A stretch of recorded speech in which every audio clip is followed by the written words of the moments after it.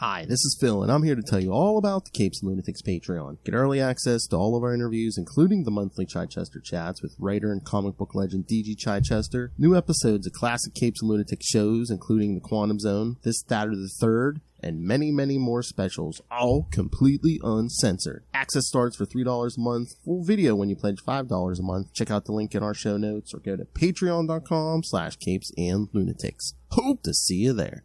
This is Comics Illustrator Ron Friends, and you're listening to the Capes and Lunatics podcast. Hello, kids. Welcome back to another episode of Marvel Tales, your one-stop shop for all the best of Marvel has to offer, comic-wise. All right, I am Phil. Joining me, as always, that West Coast Owl himself. It is Justin the Owl taking a trip to California. Knows how to party. That's right, kids, because we're going to be covering that original West Coast Avengers miniseries with the Fab Five. That's right, the original.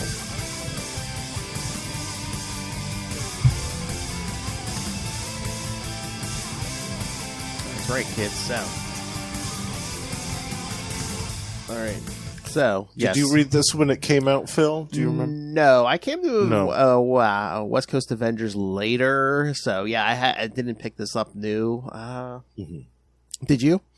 No, actually, I started reading the actual series that followed this from the beginning. I picked up the first issue of that and read that from the beginning on. But it wasn't until a few years after that that I actually tracked down these 4 issues. I think I found them in a dollar bin or something somewhere. And yeah, it was cool because it was kind of like a prologue to the actual series. It was like a prequel, I guess you could say. That was really cool. And it was cool also to see like some of the aesthetic differences from the series. Like you got to see Wonder Man in his safari outfit and the gold and red Iron Man armor. It was the Silver Centurion one when the series actually started. And also it was Rhodey in the miniseries. And Tony Stark was back in the actual ongoing series. So there were quite a few differences between, I can't remember how much time had passed between the miniseries and the actual one, but in that amount of time, there were quite a few changes that were made. Yeah. Oh, yeah. This life doesn't stand still in the Marvel Universe. No, absolutely not. Yeah. So you have all these issues in floppies. I only have number 1 and number 3. So.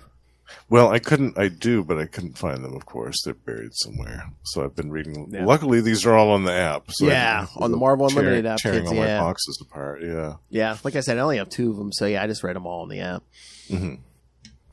I noticed, too, on this first issue on the cover, there's a difference between the scanned copy on the digital version and the actual physical one. Did you notice that? Really? No, I didn't. I haven't looked at the original lately. Why? What's the difference? There's a face that's missing. Oh, yeah, that would be Rom the Space Knight. Ah, of course, yes. Yep, he was on the actual floppy cover. I think right next to Tigra. Okay. In that space, and there's a curious blank space there. Is that like kind of where Hawkeye's fist is? Is that where it kind of? Yeah, okay. I think either that or like below Puck, where Puck is in that blank spot there. Oh yeah, it might have been Puck. Yeah. Somewhere in that vicinity, but Rom's face was on this cover. That's and right. It's not on the app. So. Oh, that's another thing. We're gonna have to make room for an episode or 2 of Rom next year when that Romnibus comes out. Yeah, absolutely. We're gonna make room for that for sure. That is classic stuff. Because again, I really didn't read that series, so I want to get a hold of that. Yeah, we definitely. Anytime we want to talk Rom, I'm all for it. Okay, I just looked it up online. Yeah, Rom was right underneath Puck's head. So. Oh, okay. Yeah. There's like a little part of his like chin that's like obscured by the corn, like the bottom corner box there. So yeah, let me see. Yeah, you see him right. Oh yeah. Yes. Yeah. And of course, we couldn't have Rom kids. No, they had to scrub that out. It's so weird how the rights issues for that have been in flux for so long. I know. It's a toy from 1978 or something like that. But man, I mean, look at this. The cover, like they're like trying to tease you with, who will be on this new team? Yes. Yeah, and that led to my only real complaint about this issue, but I'll get to that after we talk. What, that Namor's on the cover and he doesn't appear? Well, none of these people are in it except for like one or two. Like, wait, hello, Russell. Russell's about to have a night of hell. Wish me well. What? Oh, I think he's fasting. Oh, okay. Ooh, Russell. Oh no. Oh, I was about to mention food too. Sorry, no, I was going to say what, Taco Bell and no Mountain Dew.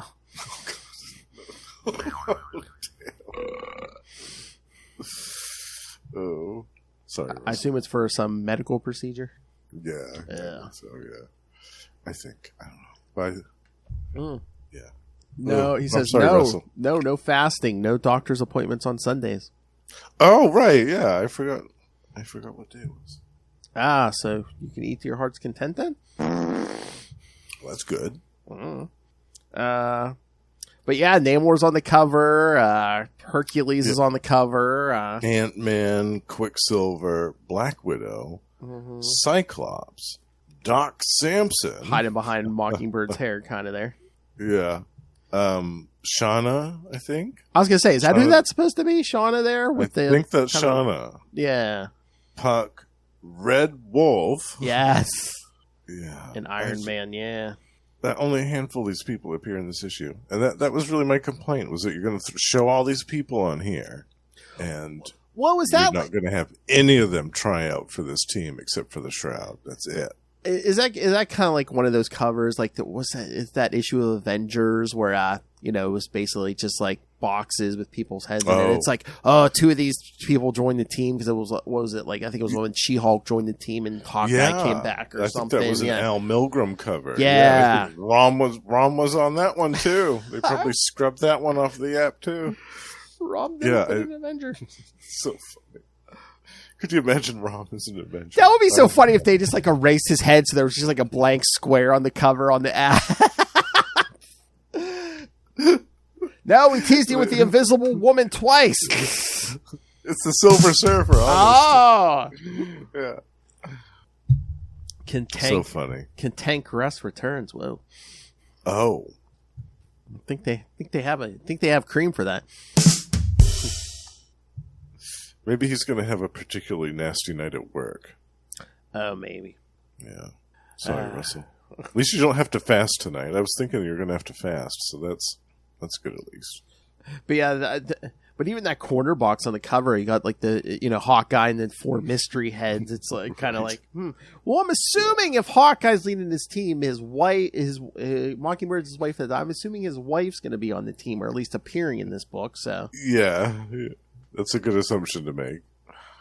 And again, I mean, if you think about it, like logically, it's like, they kind of came up with this book because now they're trying to like keep Avengers teams, smaller and stuff. So it's like, okay, who was on the other team? Who maybe just Vanguard, Wonder Man, of course, Tigra, and Iron Man. Man, yeah.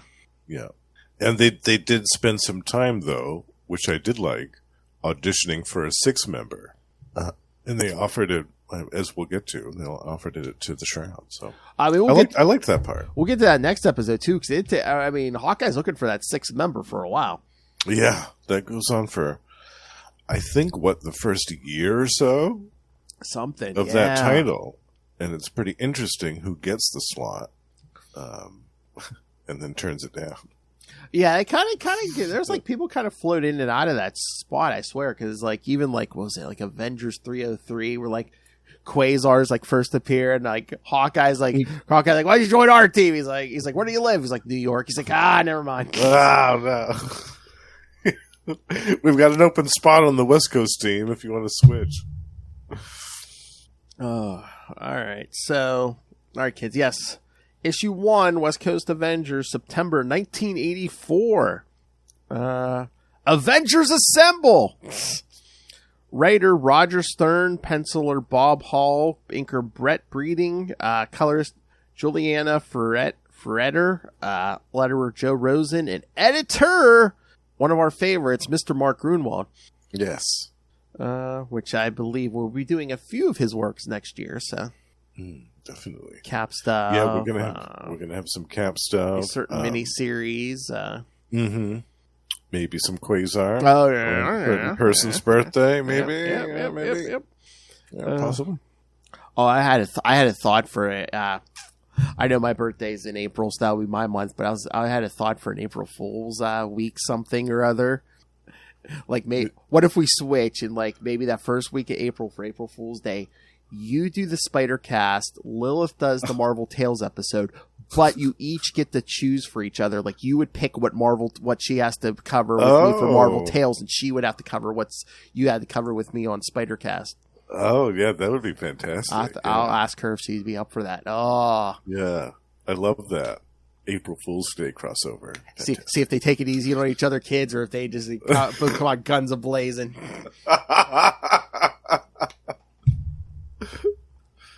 I like that idea. I like that idea a lot. Just came to me today. I was like, I have to ask her when she's out of the asylum. All right. What are you saying, Russell? You're gonna be cream when I'm done with you, Perich. Oh my god. That's what she said. All right. Like I said, short synopsis on this one. Hawkeye and Mockingbird are in California inspecting the Avengers West compound, where they also await the arrival of possible members sent to them by the Vision. Iron Man, Jim Rhodes, and Tigra arrive. While they are there, an intruder is detected. This turns out to be the Shroud, who is keeping an eye on Tigra at Jessica Drew's request. They offer him a spot on the team, but he turns them down. I believe more happened in this issue, but yes, that's the synopsis. All right, so. Yeah, a little bit more happened in that. But. Yes. So, thoughts, Justin? I really liked this one. It's been a while since I've read it, but I love of course, we have a great creative team. Oh, yeah. On this issue. You can't really get better than these. I was a little surprised at the Jessica Drew cameo, too, in this. I had forgotten about that in the beginning when her and Tiger are talking. I'd forgotten that she was even in this, I guess, for a few pages. Mm-hmm. And then it got me to thinking, wow, it would have been cool if she had joined the West Coast Avengers, too. Oh, yeah, that would have been awesome. Yeah, I think she's kind of out. I mean, she's not as... I'm trying to remember, does she still have her powers? But she's not... I don't think she's Spider-Woman at the moment, but... Yeah, I don't think she had powers. She had retired as Spider-Woman. I think this is when Julia Carpenter had just started, or right around then. Yeah, oh yeah, you know what? Yeah, because Secret Wars is when Julia Carpenter first showed up. Yeah, so... Yeah. Because we do get a mention of Secret Wars in this, yeah. Mm-hmm. Yeah, Jessica Drew, shows up, so it would have been nice to get feedback from someone on To Know Her Is to Fear Her, the Spider-Woman podcast. What the F? Spider Babies. Yeah, it's where they talk about Jessica Drew all the time. The Spider Babies. Yeah. Spider Babies. The Spider Babies. Better start getting some feedback, Ray. I'm going to kick you in the Spider Babies. The Spider Babies. We'd like to request add something to your schedule, Ray. Go ahead, throw it in. Sounds like a plan, Jan. Oh, yes. Sounds like a plan, Jan. Couple of balls down the gob. An issue with Jessica Drew and Tigra. Why do I not have feedback, Ray? Two of your favorite ladies in one place. Exactly. And for a few pages. If you're watching on YouTube, you saw that camera shake. I'm literally pounding the desk, kids. Why am I going to... I also love the Shroud in this. Yes. I'm a big fan of the Shroud as a character. I thought he was great. He was really good as kind of the unintentional foil of this. Mm-hmm. Wonder Man throwing him across the yard. Oh, yeah, we even get into Wonder Man working as a Hollywood stuntman. Right. Yeah, when we first see him, he's in this vehicle that explodes. Yeah. They're filming a movie out in the desert somewhere, and he's in a vehicle that explodes, and they have to throw some water on him, which immediately starts boiling because his skin is so hot from the flames. Wearing some shorts there, Justin. I mean, Yes. I liked that. Yeah. I like that. Anytime that Simon wants to wear some cutoffs, he can do that. is that a safety helmet he's wearing? I'm just like, I don't know. you got the dude. I couldn't. You blow up a car with he's wearing shorts and a t-shirt, but oh yeah, let's put him in a safety helmet. Yeah. Why do you need that? Yeah, one, it's Wonder Man, and two, Yeah. but yeah, he gets the call on his Avengers communicator. So yeah, he puts on that safari costume and takes off. Mm-hmm. Now, had he left the other Avengers team a while before this? I can't remember. I can't remember.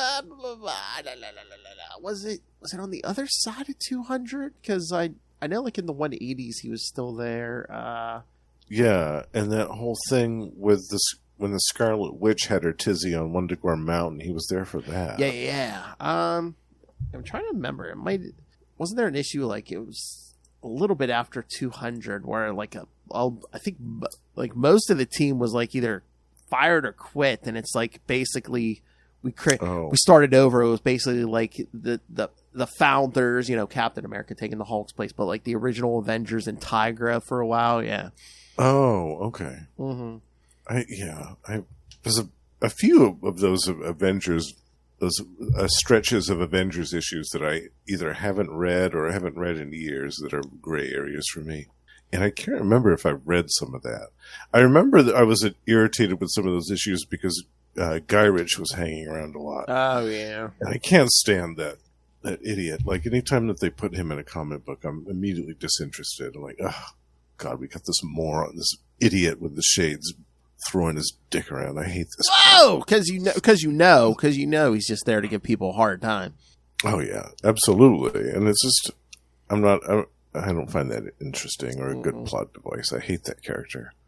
So whenever he shows up, I'm like, oh, cool. Well, I'll skip this one if he's going to be the focus on it. No, thank you. I don't want to listen to any of his crap for this issue. And he's start barking out orders to the Avengers. You're going to have 7 members.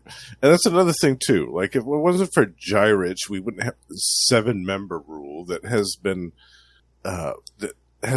firmly established for the last 30, 40 years. And they've barely ever strayed away from it all that time. And didn't they say in this issue at some point, didn't Captain America even carve it down to 6 or something? Yeah. I think they just tried to come up with an in-story excuse. It's probably easier for the writers to write like 6 or 7, instead of like a giant mob scene.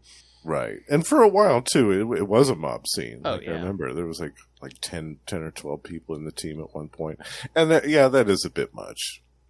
But I don't like the firm limitation of you can only have 7 members and that's it. I think that stinks. I've never liked that. And again, too, it's like the more people we have on you have to vary the power set too, because it's like then you have to come up with like really tough opponents.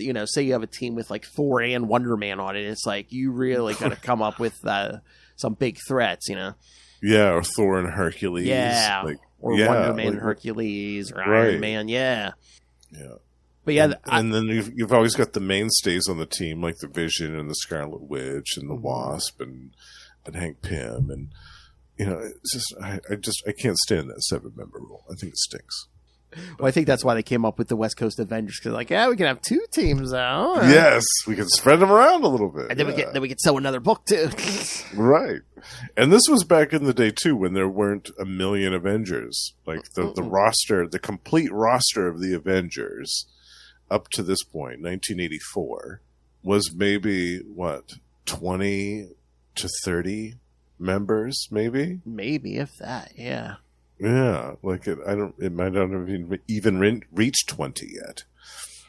I can't remember, but I remember in the Marvel Handbook. Oh yeah, They had the Avengers, and they had the whole roster listed out with all those glorious John Byrne headshots. Oh yeah. Because I think they I don't know if they reprinted that. Yeah, because it was Avengers 300 or something where like there's one issue where they did reprint that. Yeah, and I remember they did the roster up to that point. Yeah, and it was all the John Byrne heads. Yeah, and I think he had done a couple of new ones to update the recent editions that had happened since then. That handful of years, maybe if I remember right. I think Gilgamesh was on there. Oh yeah, somebody else. Yeah, but yeah, I used to love that because it was like, okay, cool. You can keep track of who's been on this team before. And that was nice. But yeah, I seem to recall that the roster wasn't very big at this time. But yeah, and, there were only a handful of them that were dead or had taken off to do other stuff. But after that whole Wonder Man stuff, we get the Iron Man and Tigra. I mean, the art's good throughout this whole thing, but I mean, I really like that Iron Man, like the pencils, the colors. I mean, they really that's gorgeous. Got that that old red and gold armor down good. Yeah, it looks so good. And Tigra looks really good in this too. There's some early renditions of Tigra that, depending on who the artist was, could look kind of so-so. But all of this looks really good. That is funny when she shows up and just like takes off that coat and hat and she's just in that bikini and Rhodey's just like, man, I thought Janet Van Dyne had the smallest costume. Yeah, right. Yeah, she's got that big trench coat and fedora hat on. She's like, I want to shake my hair out. It's hot under that big heavy trench coat. Exactly. Yeah. So after those two show up, Hawkeye's basically explaining how Vision set up this second team. So yeah, basically, if anything happens west of the Rockies, it's the West Coast Avengers. They wanted to be able to cover more ground. Yeah, which also makes sense. And they had enough members to fill out both teams, so why not make two? So then that's when the Shroud shows up. Yeah. You can see doing his thing. You can see Mockingbird in action, Hawkeye and his arrows. Yeah, there's some great action here when Iron Man grabs the Shroud by the cape and flings him. Oh yeah, he tries to jump out the window and that's when Wonder Man shows up. Yeah, that's not much of a contest, the Shroud versus Wonder Man. I mean, I'm a big fan of the Shroud, but... Oh, yeah, I mean, basically, Wonder Man just rams into him and or it hurts his ribs, Yeah, there's no way that he's going to win that. It's going to be like a brick wall hitting you. Basically, yeah. But then, after they all settle down, he's basically like, they all find out, Captain America vouches for you. That's good enough. Yes. And, Hawkeye offers him the spot, And think of how cool that would be to have the Shroud as an Avenger, period, but as a member of the West Coast Avengers, no less. Because that's where he's based. But he's like, it took me a while to build up this reputation. He's basically an undercover superhero working as a crime boss. So, right. And he has this big gothic castle off the coast of California. That's funny because he's like, me an Avenger? And Hawkeye's like, he's like, that's how I became an Avenger. I broke in. Right, yeah. That's true. Broke in and announced myself. Yeah. And it worked. All right. Any other thoughts on this one, or should we move to number 2? No, this one was a lot of setup. Lots of setup, so, yeah. But yeah, we can move on. All right. All right. West Coast Avengers number 2 from October 1984. Blanking out. Same team. Oh, wait. No. Letterer, I think we switched up, and now it's Diana Elbers, but everyone else seems to be the same. The Hawkeye quote, I was just remembering how I used to be the one who always blew his stack. All of a sudden, I feel old. Real old. Yeah. The new West Coast Avengers are training on the grounds of their new compound, with Iron Man serving as the attacker. Hawkeye fires a smoke arrow to provide cover, but Iron Man switches over to infrared lenses to see through it. He attacks Tigra, but she's too fast for him and manages to swing around and jump on top of him, blocking his sight. Hawkeye takes advantage and fires an arrow, which releases an adhesive putty into Iron Man's jet pulse. Says jet pulsers. Okay, sending him tumbling to the ground.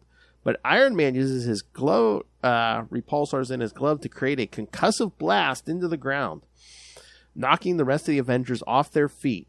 Defeated, Hawkeye ends the training session.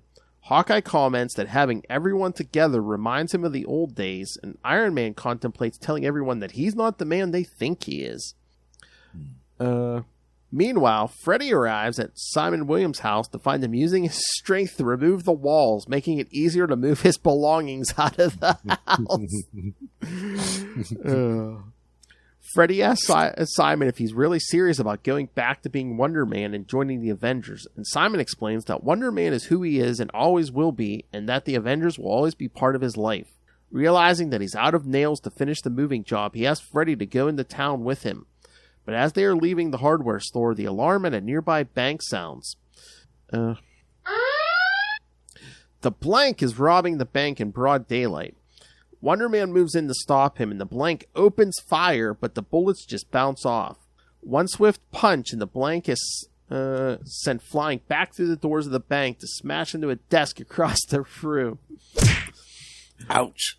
Wonder Man wrestles for control of the gun, but the Blank slips out of his grasp and crashes through the front window to escape. Wonder Man rushes out, but the Blank is nowhere to be seen. Later, back at his apartment, Clyde watches the news report about the robbery. He remembers how he came about his powers, waiting at the bus stop.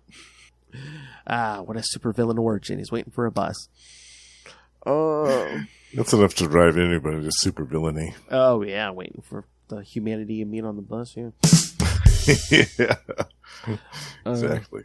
There he met a disgruntled scientist for Stark International who had built a wearable force field generator, but, upset that the company had been taken over and changed by Obadiah Stane, quit his job. The scientist, too impatient to wait for the bus, was hit by a car. Clyde stole the scientist's briefcase in the confusion. It took him a few months to figure out how it works, but now that the trial tests are over, he's ready for the big money. As Clyde walks out of the room, he doesn't hear the pleas for help emanating from the force field generator. Back at the Avengers compound, Wonder Man expresses his frustration about the Blank's escape. Hawkeye assures him that they'll get full cooperation from the police and that they have a better chance of finding the Blank if they work together as a team. Wonder Man agrees, and the 5 Avengers use their skills to comb the city in search of the Blank. That evening, the Blank arrives at his next target, a Wells Fargo armored truck outside of Emilio's on the outskirts of town. He attacks the guards, shooting and injuring one. As they try and drive off, the Blank leaps into the back of the truck and threatens to kill the guard if they don't pull over. When the guards refuse to cooperate, the Blank bails out, grabbing as much loot as he can carry. Mockingbird, having heard about the robbery over the radio, pulls up just as the Blank jumps out. She chases him, reporting her location to the others. Within minutes, both Hawkeye and Iron Man show up and are able to corner the Blank at a gas station. The Blank, knowing that he can never fight the Avengers together, leaps for the gas pumps. He knocks them over and sparks land in the leaking gas. The entire gas station explodes, allowing the Blank the chance to escape unharmed while the Avengers deal with the raging fire he created. Arriving back at his apartment, Clyde realizes that Los Angeles may be too hot for a small-time crook like himself, and makes the decision to take what little money he stole and leave town. But as he begins to recharge the force field belt, a figure emerges from the energies. It takes human form, revealing that the man trapped inside the force field was Graviton! Cliffhanger ending, folks. Yes! It's Graviton. So for those of you thinking, why are the West Coast Avengers going to fight this nobody? Well, stay tuned, kids. Yes. Things are going to get crazy soon. Mm-hmm. But yeah, I mean, I always had this theory about it. I mean, like, for storytelling purposes, but it's like, if you're a guy like the Blank, why don't you just take that belt, go to like the Midwest and start robbing banks there? Right. Or casinos or something like that. Yeah. Yeah. Go to Vegas. Even if superheroes decide to chase you, it's going to be a while before they come after you. Right. Yeah. I thought that the Blank was an interesting choice of a villain for this story, especially when you have superheroes with power sets like Wonder Man and Iron Man fighting him. Yeah. But he actually gets away from Wonder Man in the first half of the story in this issue, which leads to Wonder Man's little crisis of confidence. He's like, oh, if I can't corral this one guy, then what am I doing on this team? Blah, blah, blah. But I also like that he kind of kept the team on their toes as well. They had to work together to foil his schemes. Because it's like, Wonder Man can like throw this guy around, but I mean, he's invulnerable with that force field generator. Yeah, right. And that stupid force field bell has got suspenders and stuff. It's a man's ear. A bro.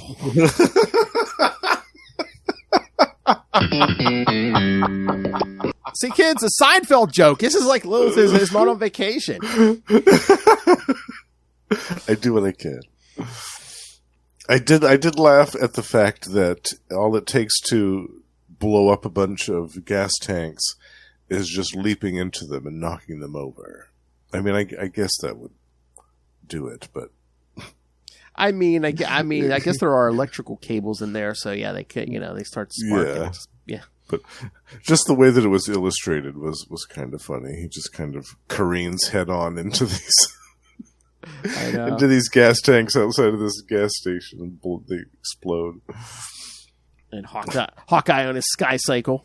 Yeah, he loves that sky cycle. Man. Why not, man? I mean, if you're an archer, man, you get to the high ground. He's best. And I remember the Solo Avengers book. He made good use of that all the time. I mean, he didn't write this one, but I think Grunwald liked that sky cycle because Cap used one for a while too. Yes, yeah, I can see why. I mean, it makes sense if you're kind of like a street-based character like Captain America and Hawkeye, dealing with that type of crime fighting on a regular basis. You would want some type of mode of transportation like that. And I think it was a modified one, but Cap had one where he could stick his shield in the front, like by the windshield. Yeah. Yeah, that was awesome. But yeah, that's cool. Like how Iron Man puts out the fire, just grabs like the truck of sand and just dumps the whole thing on the gas. Dumps it right on, smothers the flame. Yeah, and the Graviton thing was cool at the end. I liked that. Mm-hmm. I remember the first time I read that, I was surprised, thinking, oh, I wasn't expecting to see him. But yeah, he's, the Blank's talking about leaving town. He's like, what? He's like, Graviton's like, I know I could beat the Avengers. Which again, I think when he fought them, there were some heavy hitters on that. Wonder Man was there, I'm pretty sure, but was it Thor? Was Thor somebody there? I'm like, I feel like Thor was there. Cap was Vision, Scarlet Witch. Oh, and as we'll get from his explanation next issue, yes, he has fought Thor. Solo in a group, so a few times. So this is a guy who can take on Thor, kids. So yeah, I always thought that Graviton was really one of the more powerful villains in the Marvel universe. Well, yeah, I mean, he's basically Magneto. I mean, he can do stuff just with a thought. But he's not restricted to just metal. Yeah, I know. It's just like just all gravity. I'll make you so heavy you can't stand up, or I'll take away your gravity and fling you away into the ocean, as we'll see. Or there was a Spider-Man story. He's like, yeah, you're just going to float off into space. Yes. Spider-Man was going to float up into space till he snagged a passing plane with a web line. Yeah. That's kind of horrifying if you think about it. Yeah. Yeah. And again, they're pandering to you. Once again, that bank holdup. I mean, Wonder Man wearing the short shorts again. Short shorts again. He's lifting up the side of that house. I love the short shorts. Anytime Simon wants to wear those. And then he's like, I haven't needed a hammer in a long time. He's just like pounding the nails in, putting the wall back on the house. It's so funny. I love Freddy. He's like, because he's like, let's go into town and get nails. And Freddy's like, aren't you afraid someone's going to steal your crate of stuff? He's like, it weighs over 1/4 ton. And he's like, it's like, who's going to carry it off? They're not going to get very far with it. That's so funny. But good stuff here. Yeah, definitely. All right. So should we get to the next one? Yeah, number 3. Yeah, this is a funny cover with like Graviton just like spinning them around. Yeah. All right, West Coast Avengers number 3, November 1984. Taking care of business every day. Every day. Oh, another new letterer, Rick Parker. So for some different letterer for every issue. Yeah, for some reason we're rotating letterers out of here left and right. That's funny. Boy, I'm really scrolling for these synopsis. All right. The West Coast Avengers have their hands full helping Los Angeles out of the freak snowstorm it's experienced. Again, this is stuff that's happening in the Thorable, kids, because oh yeah, they did this in a lot of books around that time. Was it the Cask of Ancient Winters or whatever? But yeah, I remember a Spider-Man issue. He's like all of a sudden it's like snowing. He's like, what? Yeah. It's like June or July. They're like, it's snowing.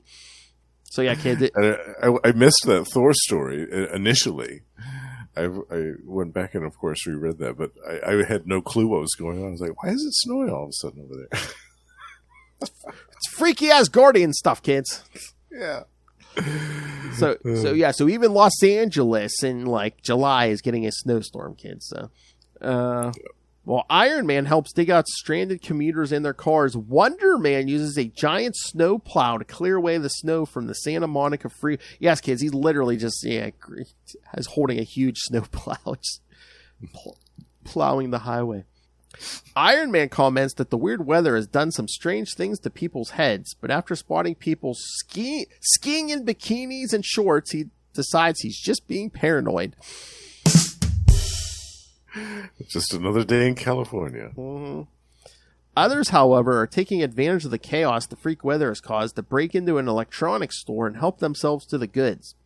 The robbery is thwarted by Hawkeye and Mockingbird, who have taken to patrolling the streets to help out the police during the emergency.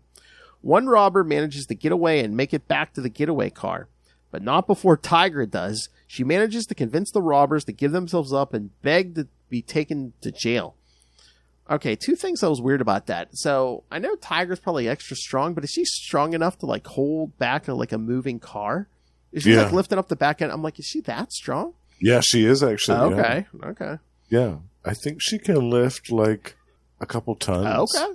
Yeah. Is she, like, Spider-Man territory, like 10 tons or something? Or I don't think it's 10, but okay. I think it's a ton. Maybe a few. Maybe 3 or 4 or 5. Okay. Yeah. Yeah, it's more than you'd think. Yeah, I remember being impressed by that and surprised. Yeah, and talking about and speaking of attire in a snowstorm, I mean she's wearing stuff on her legs, but then she's just wearing that bikini stuff. I mean she's covered in fur, but yeah, I thought that was so funny. She's got some boots on and some leggings. Like, what are you doing? You don't need that. Like you've got fur to insulate you from the cold. Come on, Ray. You don't Maybe she didn't want to get wet. Oh, baby. Come on, Ray. You don't want to join us in the chat room? Come on, Tigra. All right. Yeah. Tiger in the snow, no less. No. Good. By midday, the snow is completely melted away, leaving no trace. The Avengers regroup at the base of the Hollywood sign. Hawkeye, proud of how his new team worked together during the crisis, rewards the team with a special barbecue back at the compound. As Hawkeye and Mockingbird return in the Quinjet, Tigra convinces Iron Man to give her a lift in order to talk to him. She is worried about Wonder Man, who has been hot-headed and distant over the last few days. She hopes that Iron Man, who has known Simon for a long time, can talk to him and find out what's wrong. Iron Man explains to her that he's just met Wonder Man and is forced to reveal that the man under the armor is actually Jim Rhodes. And again, he doesn't give her a name. He's basically, again, Tigra found out Tony Stark was Iron Man, but he takes off that glove and he's like, see, I'm not Tony Stark. Yeah. So, yeah, kids. Hold on. What's my place? Where am I at? Yeah, there we go. In the Santa Monica Mountains, Graviton overlooks the city below, thankful that the snow has disappeared. The Blank arrives, informing Graviton that his orders have been carried out and the messages delivered. But the Blank is nervous, worrying about starting something big with the Avengers in town. Graviton tells him not to worry, as he has dealt with the Avengers before. When the Blank reminds him that he also was defeated by then, Graviton gives him an example of his incredible power. He then agrees that it would be best to be cautious and states that by the time the Avengers realize he's back on Earth, it will be too late. Down on the beach within the Avengers compound grounds, Tigra finds Wonder Man lost in thought. She tells him that she's worried about him and is willing to lend an ear if he wants to talk. Simon is worried that maybe rejoining the Avengers was the right thing to do and tells her of his past with the Avengers and what led him to originally quit and become a stuntman in Hollywood. At the time, he says, it felt right to accept Hawkeye's offer to join, but after letting the Blank escape, he's now beginning to doubt himself and his choices. Tigra can sympathize and reveals to him her ability to create an illusion that changes her back to normal using the amulet the cat people gave her when they transformed her into Tigra. She tells him that she doubts herself every day and is not sure she's ready to be a full-time Avenger. Tigra then convinces Simon to go with her into town. She has an idea on how they can track down the Blank. On Sunset Boulevard, Tigra and Simon arrive at the Cats Jazz Club, the same place where the Shroud said they could reach him if needed. When they enter, they find the place ransacked and the staff beaten and bruised. The Shroud finally appears, having returned from San Francisco, and demands to know who did this.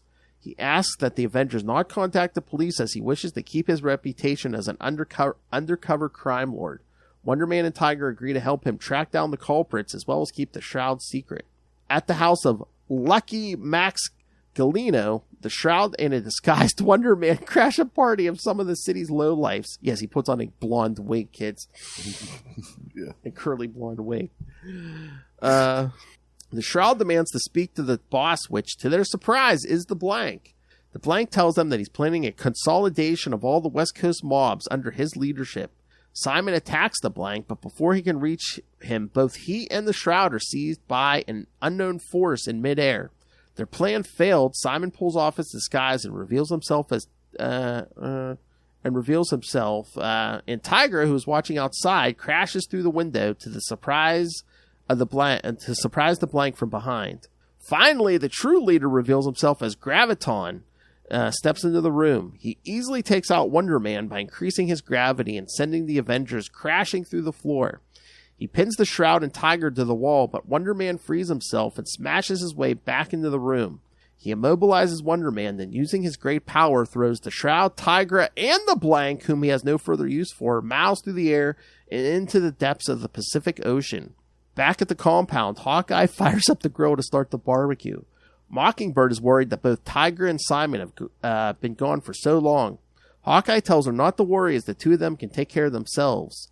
Little do they know that at that moment, Graviton holds Wonder Man underwater, waiting for him to take his last breath. Good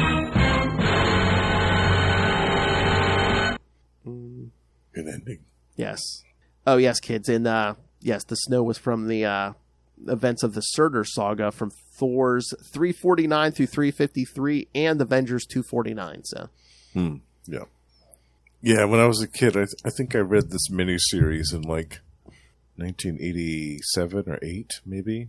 I still hadn't read that saga in Thor, so I had no clue what was going on. I was like, why is it snowing?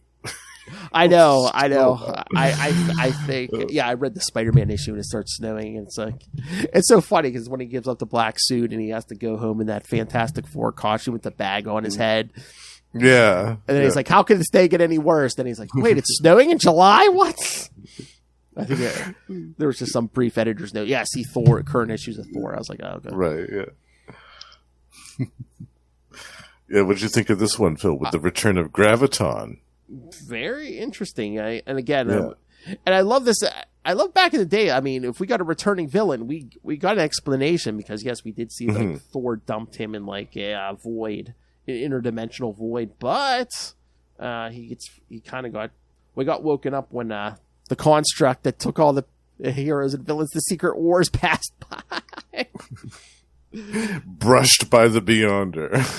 Yeah.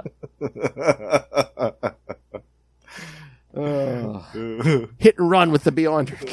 Exactly. Yeah, so you can home in on the He's Blanks. a tag along. Yeah.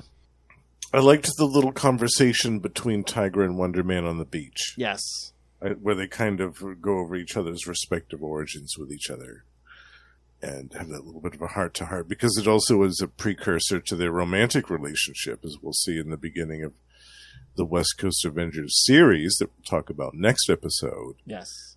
Tigra and Wonder Man are fully an item at that point. So that was a nice little precursor to their romance that came later. But he does mention it. We have to cover this one day, the Avengers issue where they appear on David Letterman. Oh, yes. Yeah.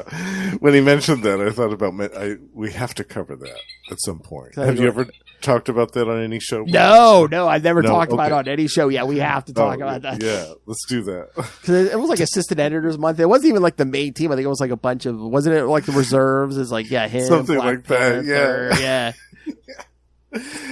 Yeah, I think, you've talked about the Saturday Night Live?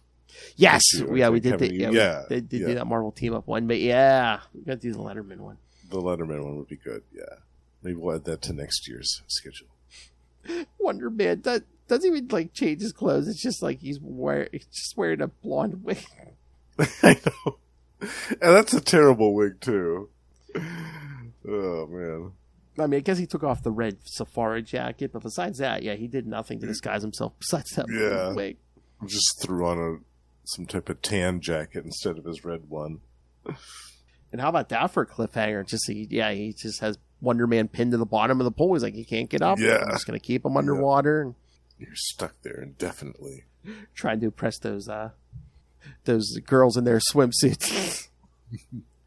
Which is so weird. The one looks horrified, which of course, he's killing a man in front of her. But the other one has like a big grin on her face. I'm like, oh yeah, make him suffer.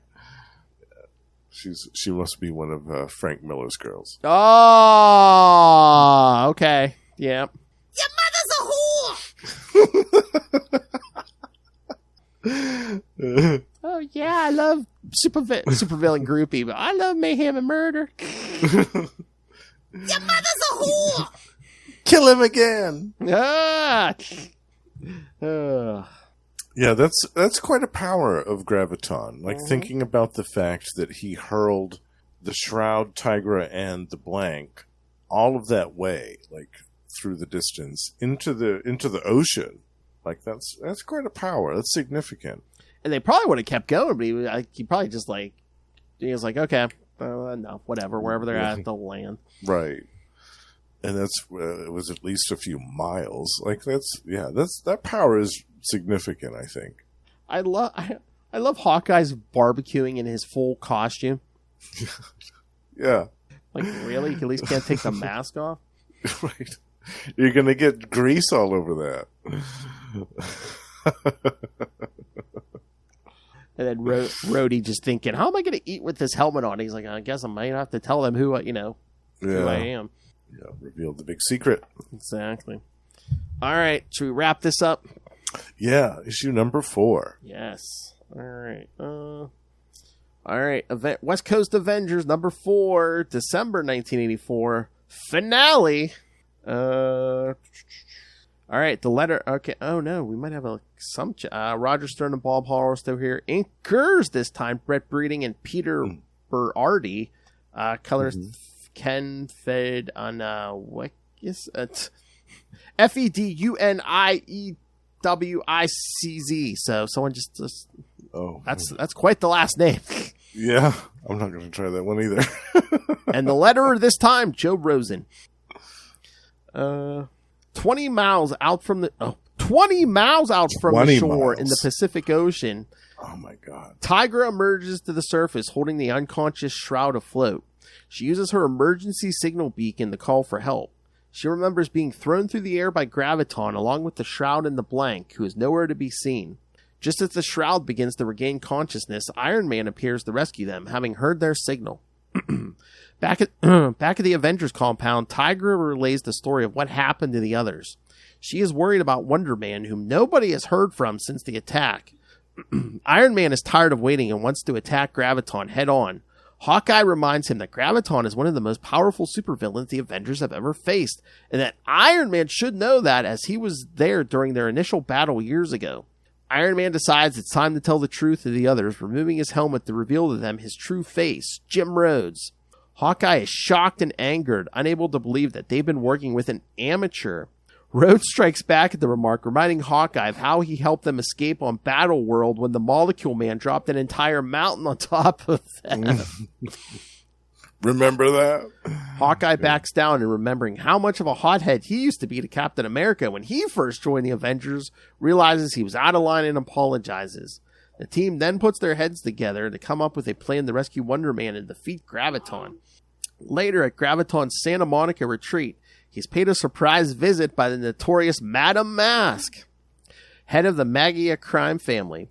She tells Graviton that she had heard that he was working to consolidate the Southern California gangs and is interested in hearing more. When she informs him of her worries with the Avengers moving into the West Coast, he laughs at her and shows her an example of what he can do to the Avengers. Wonder Man, who lies unconscious at the bottom of his pool. Graviton notices a look of shock on Mask's bodyguard's face upon seeing Wonder Man, and she strikes him, threatening to have him join Wonder Man at the bottom of the pool. Just then, they are attacked by Iron Man from above. Within seconds, Graviton acts, taking control of Iron Man with his gravity power and disabling the Avengers. Inside, Bobby, who is masquerading as a bartender, sneaks away and slips into her costume as Mockingbird. She contacts Hawkeye by radio, putting the second phase of their plan in operation. As Graviton brings Iron Man to his knees, unknown to him, Wonder Man has regained consciousness at the bottom of the pool. Mockingbird and Hawkeye join the fight, keeping Graviton distracted enough to allow him to slip, releasing Wonder Man. The entire pool collapses as Simon breaks free. He climbs out of the water just in time to deliver a well-timed punch to Graviton, forcing him to bring down his gravity force shield. Iron Man swoops in and grabs Madame Mask, flying off with her. Graviton pursues Iron Man, but the Avenger has set up a trap. Hooking his armor directly into the power line for the southwestern grid, he fires an incredibly powerful repulsar blast directly at Graviton and his force shield. The immense power disables both Graviton and Iron Man. Madame Mask rushes up to Graviton, laying a tight-fisted punch across the villain's jaw.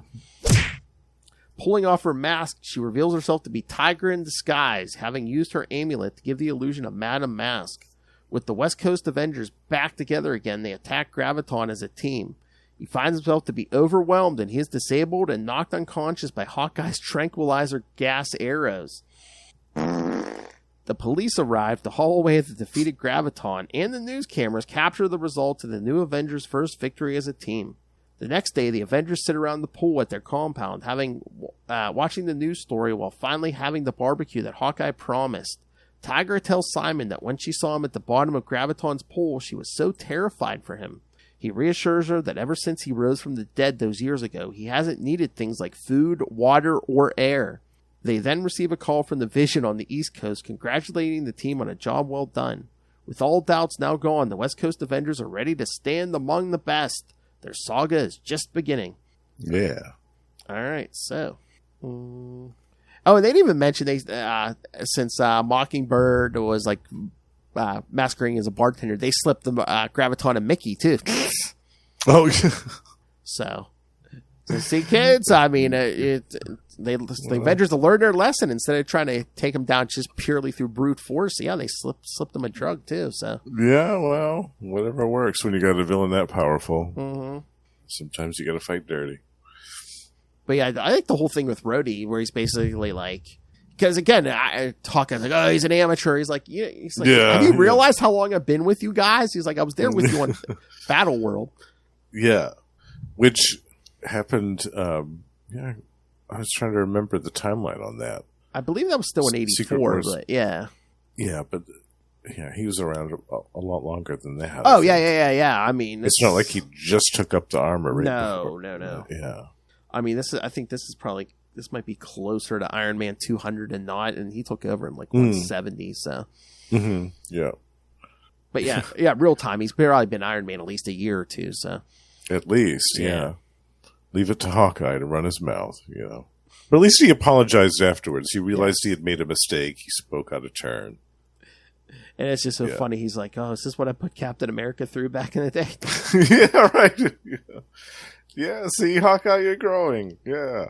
I feel so old. I'm a responsible one. Yeah. All right. I love the panels where we see the slow progression of Simon's effort to free himself from the bottom of the swimming pool. Oh, yeah. We see it over like 3 or 4 panels. I like that, how they spaced it out that way so that, when he eventually does emerge, it's at the right moment. They time it perfectly. Oh, yeah. Just see him just like digging his fingers in the bottom of the pool and then just tearing down the side of the pool. Yeah, that's... Yeah. I mean, yeah, he can survive being underwater that long, but I'm sure it's not a pleasant experience. Well, yeah, sure. He wants to help his team. And then Tigra punches him right in the face. Graviton. I actually looked up her powers, too. It says, according to this, about 10 tons. Oh, okay. So she is in Spider-Man territory. Okay. So she is. Yeah, I didn't realize that. Yeah, she's right in there. So, yeah, that had to hurt. Getting walloped right in the face. Yeah, that's, I mean, I'm sure Graviton's using his power to absorb some of those blasts, but yeah, I mean, in this final battle here, I mean, he takes a shot from Wonder Man, then Tigra, so he's definitely reeling, and then he gets the gas right in the face. Yeah, well, then the Iron Man, Rhodey gives him the whole, hooks up to the substation and basically pours all that energy into him. Yeah. One massive repulsor blast. Yeah, the art is excellent in this. I can't say enough good things about the art in this. It's so good. Here's how you know it's the real barbecue. Hawkeye, Mockingbird, and Rhodey have all taken their masks or helmets off, so this is the real one. At least Hawkeye puts on an apron, At least he's not getting his entire costume covered with grease, only some of it. Oh, yes, and the West Coast Avengers show up in Avengers 250 next. So. Yes, which is Maelstrom. Right? Yes. Yeah. I'm happy that this took off. I'm happy that this miniseries was enough of a success to launch the ongoing series that came after, because that's still one of my top 10 favorite comics. I love the West Coast Avengers so much. And not just because I started reading it from the beginning when I was a kid, but because I felt like that had some of the better stories at the time. Oh, yeah. There for the longest time, I enjoyed Avengers West Coast, or whatever era it was, better than the main Avengers book. Yeah, I did too. Yeah.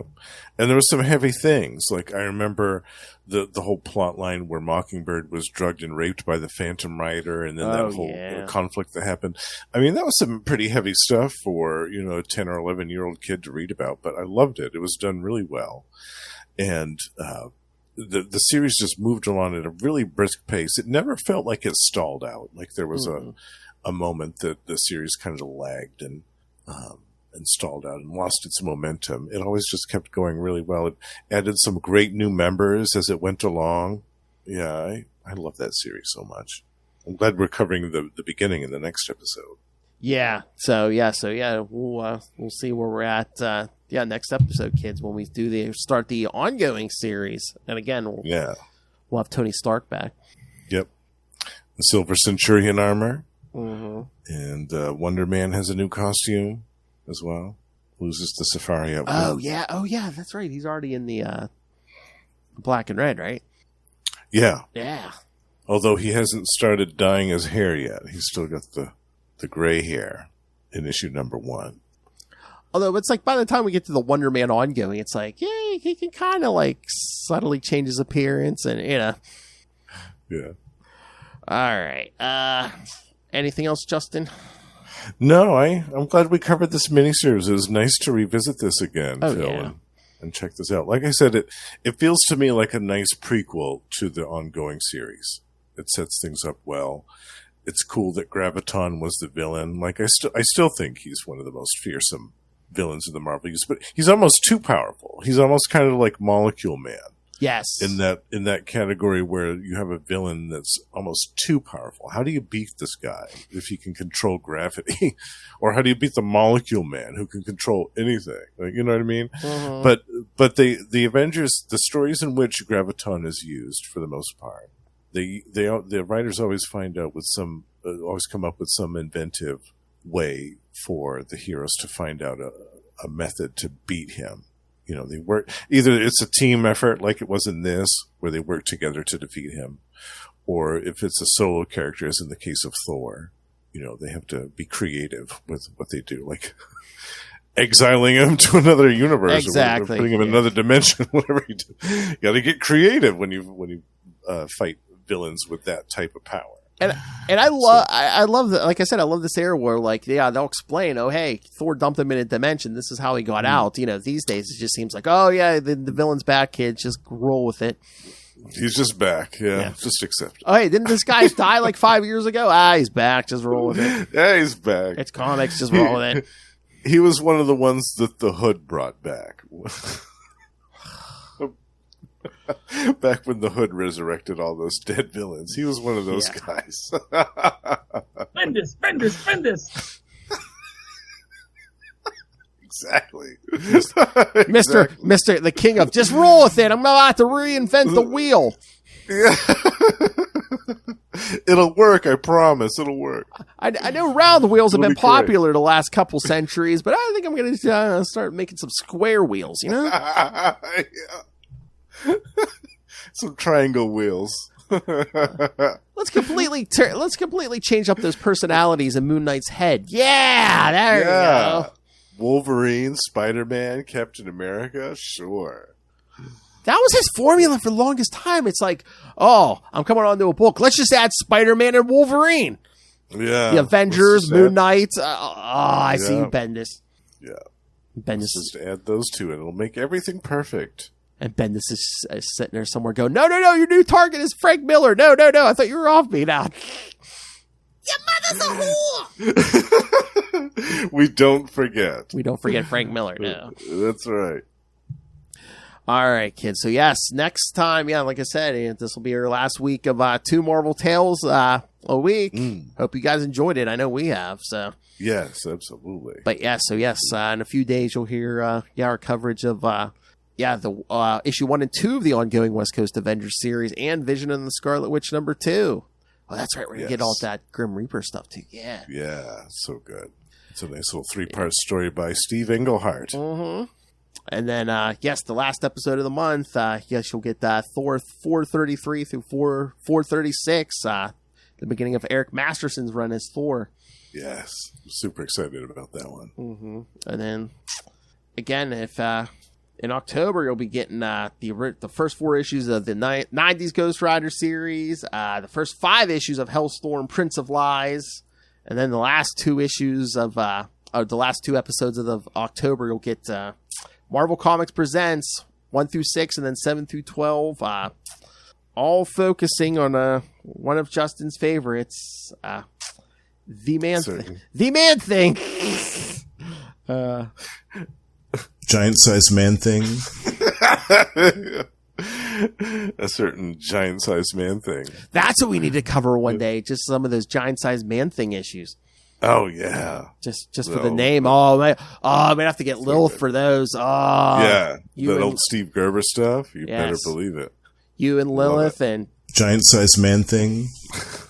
It's a recipe for success. Exactly. And again, like Lilith and I say, it's our branding. Kids, Capes and Lunatics Network. The kings and queens of dick jokes. Come on. Yeah. Dick joke royalty, kids. All day, every day. Exactly. Oh, yeah. I got to write something down, get you to record some stingers. The Capes and Lunatics. Yeah. Yes. Yeah, write me up a script. I'll read whatever you want. Now 50% more dick jokes.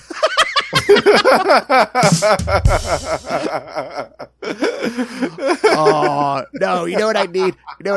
I need stingers from you and Lilith being like, yes, the Capes and Lunatics Podcast Network, now 50% more dick jokes.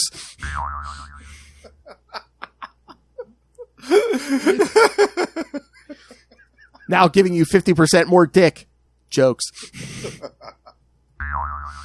All right, kids. I think I made a boner of myself enough tonight. All right, so send us your thoughts on all the upcoming stuff. Email. Oh, yes, and that's and also in November, Lilith and I will be doing our annual Hobgobble Gobble month. We'll back up to the beginning of the lineup with Mackindale. But for the first year ever, Ultimate Spider-Cast cannot contain Hobgobble Gobble month. We'll be doing 2 Mackindale episodes here. Yes, including Daddy Mackindale. Including his first ever appearance. So, Machine Man. Oh, yes. I've never read that. It's gonna. I haven't read it either. I'm so excited. Yeah. Yes, the Machine Man comic, kids, not the lover Lilith Hellfire is trying to build. Yes. The horny Doombot. Yes. I wonder if my wrist is ready for that. All right. Well, you won't have to be. All right. So send us your thoughts. Email us CapesandLunatics@gmail.com or call the voicemail 614-382-2737. That's 614-38 Capes. And remember, you can find all things Capes and Lunatics, episodes, social media, merchandise. Come on, kids, go pick yourself up a t-shirt. Yes. Get some swag. That's right. And, of course, you can also find a link to join the Patreon elite like Justin here. That's right. Ray Russell, and Maz Manzoor. And again, subscribe right now, and you can get all of Lilith Hellfire's drunken thoughts on the 90s Heroes Reborn, all 4 series. So yes, all uncensored. It's worth the and the ending will surprise you. That's right. Her pick of least favorite will surprise you. And again, all the old content's up there. All the superhero movie brackets from last year. Yeah. Damn you, Lilith Hellfire. Oh, man. Those are absolutely worth it. Mm-hmm. I've got to go back and listen to those again. And if you spring for the full video, you'll get a topless Charlie Esser, too. That's right. And some of his last work, yeah. Yeah, listening to you guys talk about... My favorite was the one where you talked about the fan 4 stick. Yes! When you lambasted that one. I remember trying to tease all those episodes, be like, "Oh, one of our team members gets topless," hoping the people thought it was Lilith, but then they show up and it's Charlie. My knockers are fully frosted. Surprise! Shout out to you, Charlie Esser. Yes, I know. Much missed. I know you're up there. Well, he's probably moved on from Richard Pryor asking Superman 3 questions. You're probably talking to Bill Bixby about the Incredible Hulk right now. So probably. Maybe he's talking to Mark Grunwald. Oh, maybe. Yeah. All right. Yeah. So find all our links at tubespace.io/Capes and Lunatics Podcast Network. That's tubespace.io/Capes and Lunatics Podcast Network. That's right. I'm a plug machine. This is the monster Lilith Hellfire created. All right. Well, again, this is the monster Lilith Hellfire and Rob Southgate created. Why did your eye drift over to my box? All right. Justin. This man joins me every week on Marvel Tales, usually once a month on We Are the Nightly Batman podcast. But he's been the all-star of September here. So, and again, yes, we are now doing twice a month with Tyler Patrick and probably Mr. James Cole on Electric Mullet, the Superman podcast. So. Superman podcast, which is great fun. And if that's not enough Al for you, yes, he also does some other podcasting. So tell us all about that, Justin. Yeah, you can find me on a couple of other shows. Gamma Charge, the strongest podcast there is with my pal Russell. We talk about the Incredible Hulk and She-Hulk twice a month.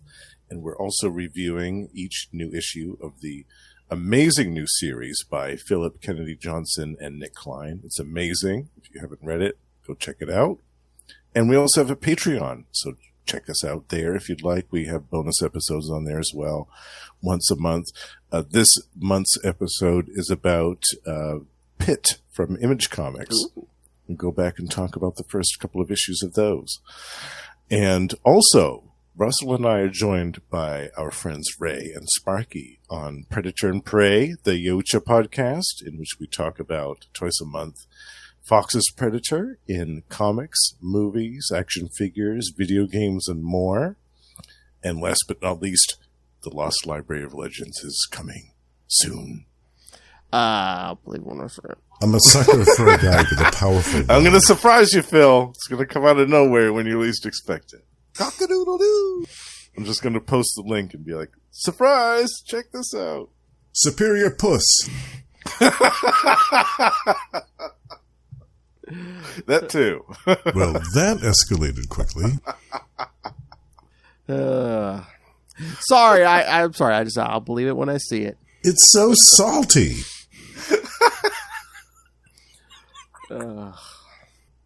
Salty and Petty will return when Lilith returns.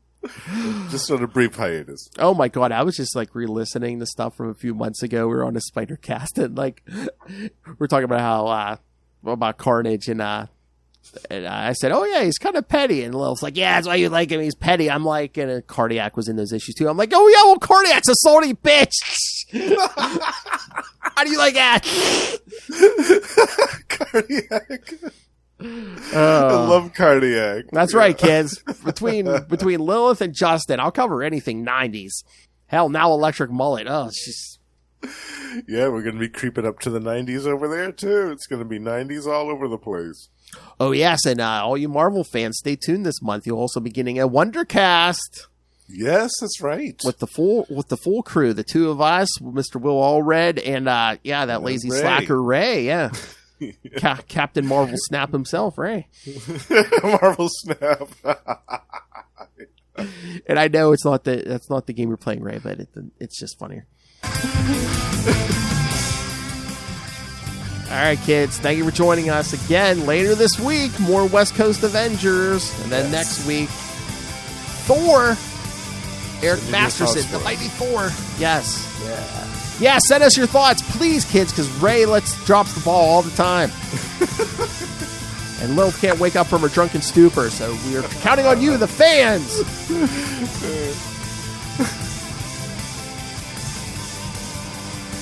Remember, kids, the power of the bikini. Good night.